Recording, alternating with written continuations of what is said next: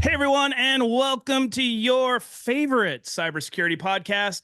I mean, it's our favorite cybersecurity podcast as well, not another demo. We promise you no PowerPoint slides, no marketing jargon, and no acronyms.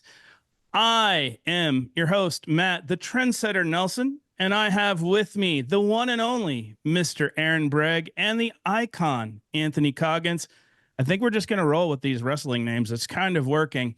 And I know what you're thinking. You're thinking, Matt, it is the middle of October 2024, and you guys have not spent a single episode all year long talking about the thing that's most key in everyone's mind, and that is securing large language models and AI. To which I say, look, as sentient beings, we didn't want to be a frontier model. We in fact wanted to do some backward chaining and pruning so that we could make this conversation explainable AI. And with that, I'd like to introduce our guest today. We have Sounil Yu. He is the founder and CTO of Knostic, and we're going to be talking about this very exact thing, securing those large language models in your environment. So, Sounil, with that, please introduce yourself to the crowd. And then the first question that I want to ask is, as a founder of a company, when you were looking out at the market and looking as like, where do I start a company, right? Because we do those to make money. What did you see that was missing and the hole that you thought that Gnostic could fill?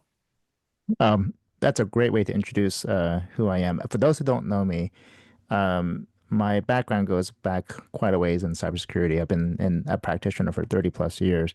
And when I was the chief scientist at Bank of America, I had this problem of trying to navigate the vendor ecosystem, and it was a mess. It was very difficult because we have so many vendors claiming to do all these different things, and I needed a better way to organize all that. And so I actually created something called the Cyber Defense Matrix. And the reason why I created this was to find gaps in my own program. I wanted to know where am I missing something? Where do I have a control that I need because I don't see the big picture? And so, for those who know me, the one thing that I think most people know me for is these models that help me see the world for what they are, and to be able to find these gaps that we might be missing. And so, to your question, how did I come across this problem? It is actually because I looked at a model, and this model happened to be a tangent off of the cyber defense matrix, but it's a different model. It's one called the, I know you don't want to do acronyms, but it's called the DIKW pyramid, or data, information, knowledge, wisdom. So if you search on DIKW pyramid, you'll see a visual of it. It's basically at the bottom is data, then information, knowledge, and wisdom at the top. And what we have seen is a progression of technologies that have allowed us to really capitalize on each of these different layers. Uh, Technologies like databases to help us wrangle data, right? Technologies like information that pull all this data together and provide additional value on top of that. But what we have seen with the rise of large language models is our ability to really tap into the knowledge layer, to be able to synthesize all the things below it, and to be able to produce answers that we've been seeking, but have had trouble finding because we've had to sift through all this data and information. Okay. But the point is that large language models introduce a new operating model for us. And it's this new knowledge layer that we have in this DIKW pyramid.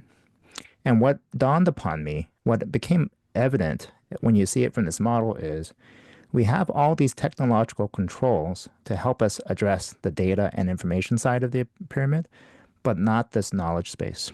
Okay, and so let me give you an example. I'll give you an example just by using some word pairings.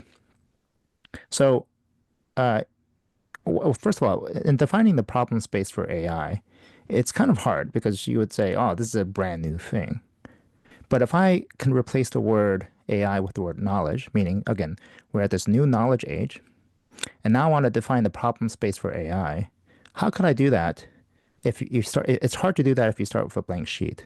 But with the pyramid, I actually have a template because we know the problem space for data. Things like data security, data privacy, data quality, data engineering, so on and so on. Well, you take those suffixes and apply it to information, and many of the pairings still make sense. You apply it to knowledge, and all of a sudden, the shape of the AI problem space becomes very clear. knowledge security, knowledge privacy, knowledge quality. What are these words? What are these word pairings? And let's walk through an example. You know what data quality is? What exactly is knowledge quality? Well, knowledge quality might be the problem of hallucinations. Okay. For anyone who played around with LLMs, you know the hallucination problem. Okay, Yep. so how should we tackle hallucinations? Well, let's look at the governance processes we have for data quality. Might they still apply for a knowledge quality problem? Let's look at the roles and responsibilities for data quality. Might they still apply at the knowledge for a knowledge quality problem? Well, it turns out when it comes to the people and the process side of it, they generally tend to work. They tend to follow that pattern of who has of the processes that we have and the people and the roles and responsibilities that we have. But the technical controls for data quality no longer work for the problem of knowledge quality. The solution that we have for how we manage data quality doesn't do anything for us when we're trying to manage hallucinations. And so a new type of technology needs to be created. I'll give you another example if it's not clear.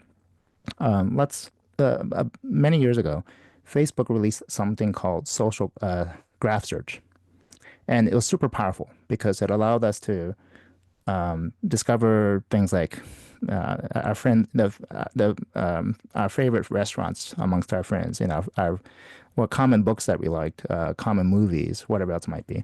But it also divulged things like your friend's sexual orientation and their political voting patterns.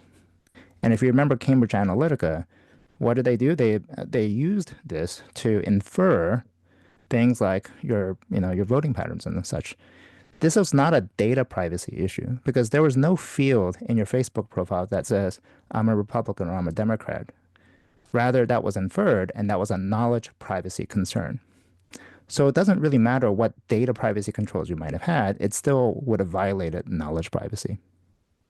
Okay, so hopefully you see where the gap is. Yeah, you left us all stunned. It's the first Okay. time that's ever happened.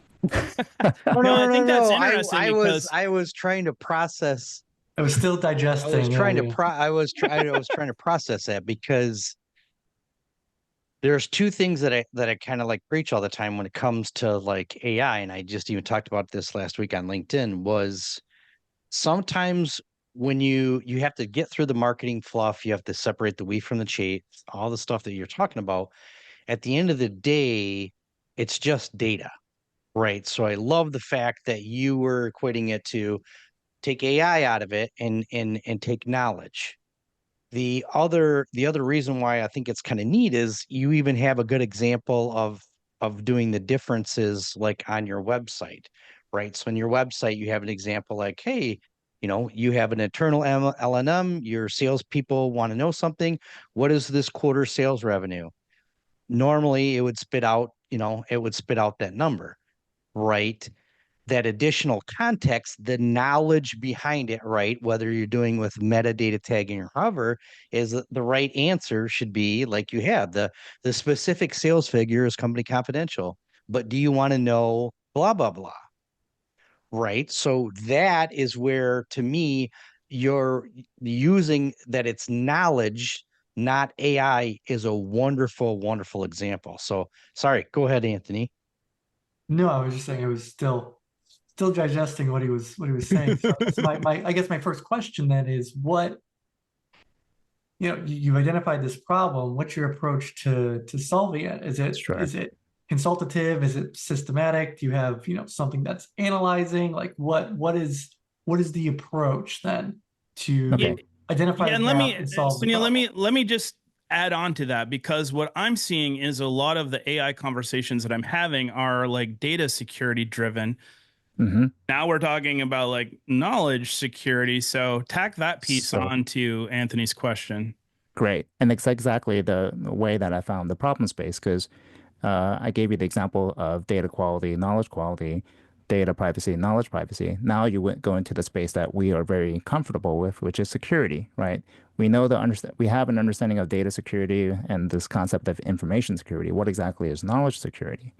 And knowledge security is this ability to to address the inferred content that comes from all the data and information.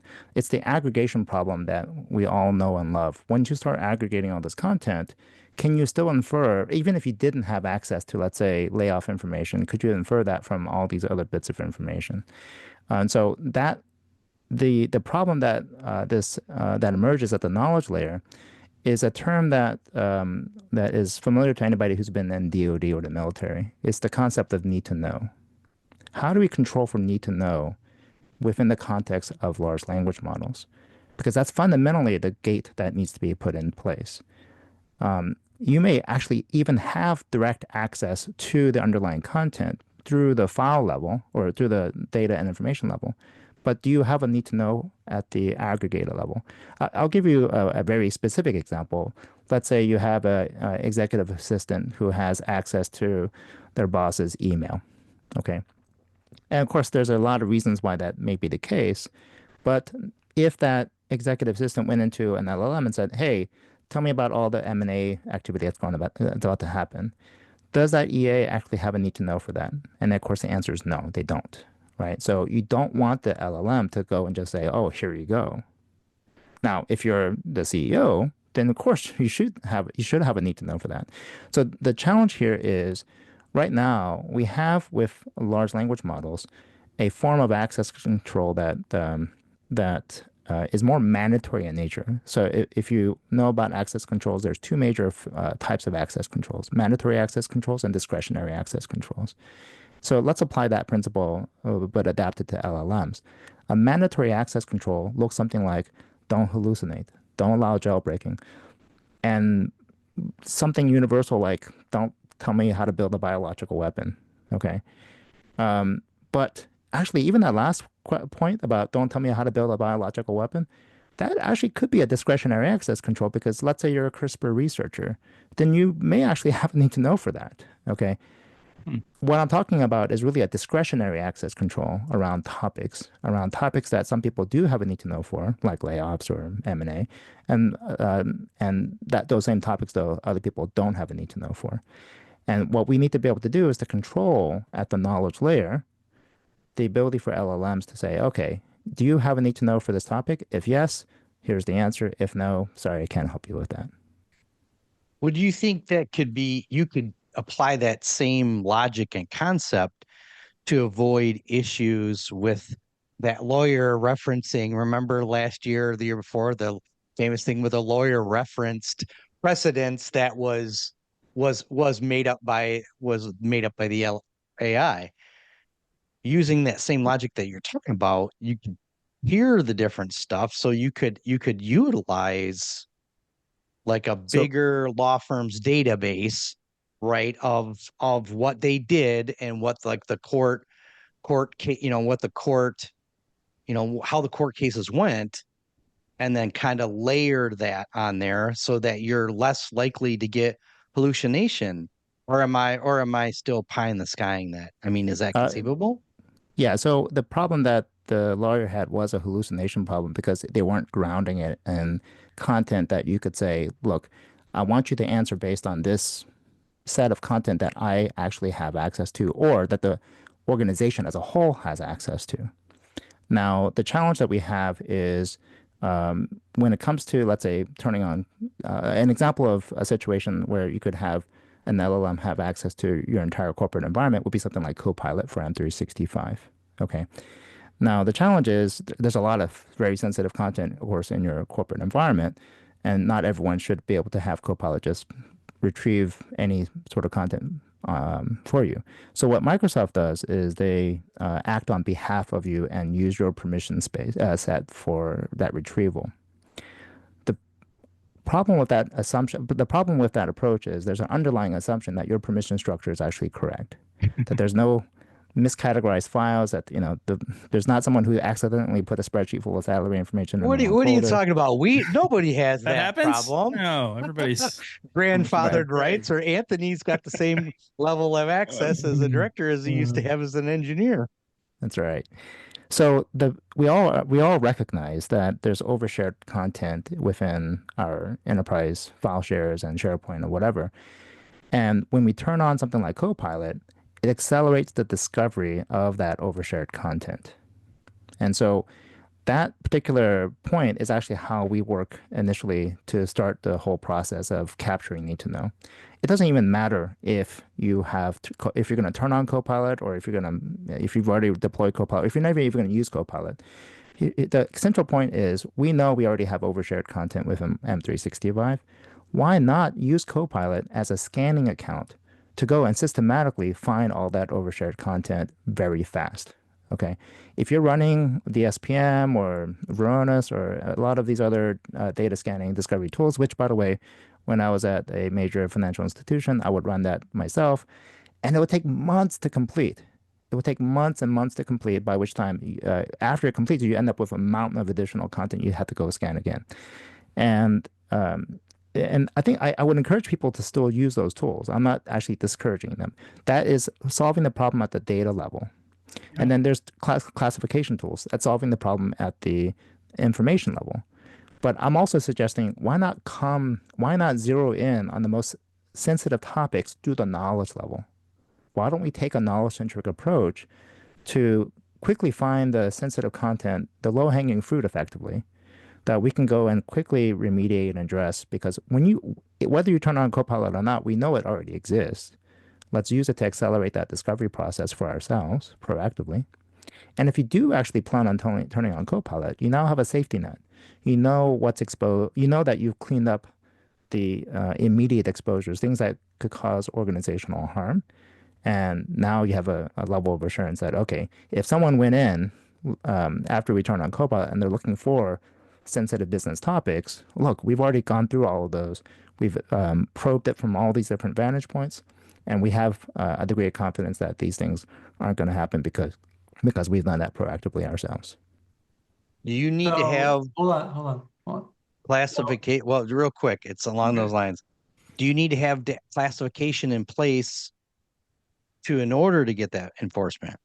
Right. And so here's again, going back to the pyramid again, it transcends those controls.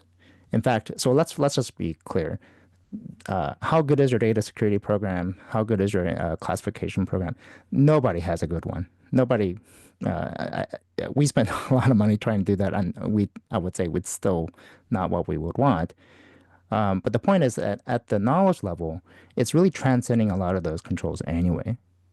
And so it'll help to some degree. It's a necessary piece, but not a sufficient piece to be able to control that.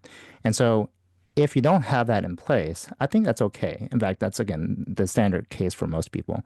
You should still have those controls, and you should try to implement those as much as you can, because while people have access at the data and information level, you still need those controls in place. But now that we have a new way of accessing at a knowledge level, we also need to have knowledge-centric controls too. Well, and I would say from a pure security perspective, you want to have those controls in place, right? Because while we might be talking about AI or large language models getting that information, certainly like insider threats or attackers, if you're over permissioned or permissions aren't correct, or maybe your employees sharing data out through email or other places that they shouldn't. But this is a very interesting twist to this story. Anthony, I think you had a question. Yeah, so I think we've like nailed in on what the problem is, right? But how are you solving it? What are the specific things that you're implementing or doing? Is it an algorithm that we are making sure that is a part of our LLMs that we're building? Is it like a AI firewall? Like what is the thing that you are doing to fix this problem specifically?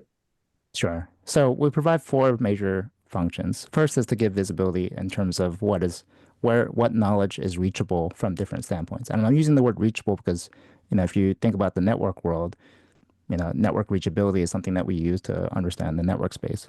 So understanding what's reachable involves us proactively doing knowledge pings or knowledge trace routes, you could call them that, to see what type of knowledge is accessible from different vantage points within your organization.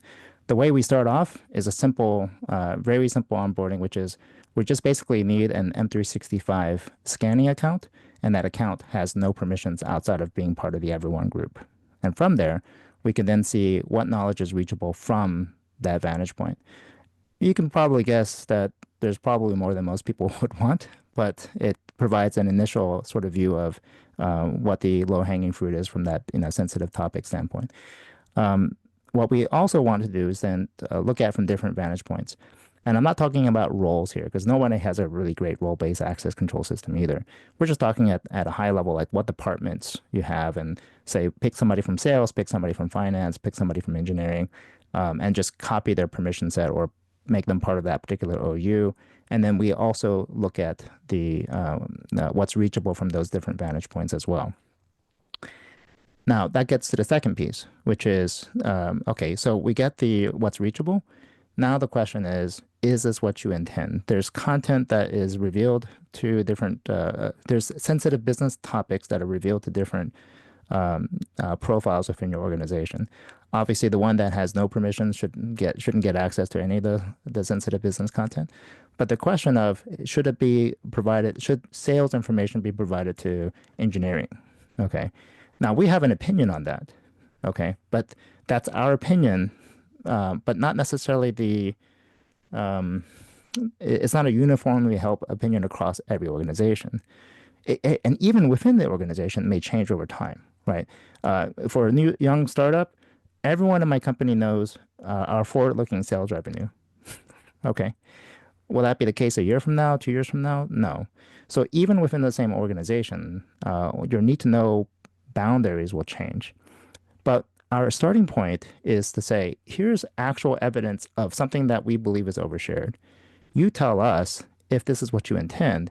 And if it's not what you intend, then we will say, here's how you can go fix it. Here's the permissions that you need to revoke. And you can test to see if it worked or not. You can retest it quickly within Copilot to make sure that the content is no longer available to that user profile. But that gives us the ability to quickly fix the issue, remediate it. But behind the scenes, it's also giving me an implicit understanding of what your need to know boundaries actually are. Okay, so I'm taking that decision to remediate it and saying that itself is a need to know decision. I capture that. And then it gets into our third stage, which is some poor security analyst at some point is going to be looking at all these logs. Okay, who's to say what was appropriate or not appropriate? Like, how is that decision even made? And these are not like, hey, show me passwords. These are like, hey, tell me about this particular project, yada, yada, whatever. And like, how is anybody to know that that's appropriate or not appropriate for this individual?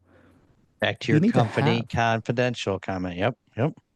yeah, and company the label company confidential is too coarse of a label, right? It's not something that I mean, you can all have company access to company confidential information, but as you know, in the military, again, just because you have a secret clearance doesn't mean that you should have access to all secret information. It's based on your need to know. So this premise of like we're going to capture all these logs, but some poor soul is going to have to figure that out, like figure out which is appropriate and which is not.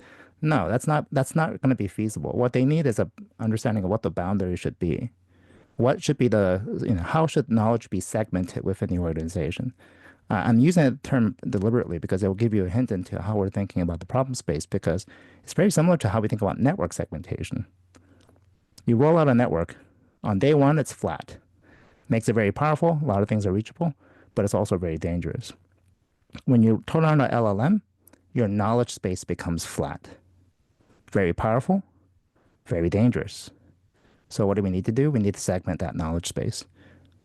When you want to segment your network, how do you start segmenting your network? You look at net flow. How do we do it? We look at knowledge flows. And that knowledge flows helps us to say, okay, here's the segments of our space, here's the boundaries of our knowledge space. And that allows us to monitor for violations for that. That's the third stage again. And then the fourth stage is actually now enforcement. How do I stop knowledge flows from going beyond the boundaries that we want to have? That requires, of course, an enforcement engine or enforcement point. We built one, but we also expect many other companies or many other providers of LLMs to have their own AI firewall or whatever else might be.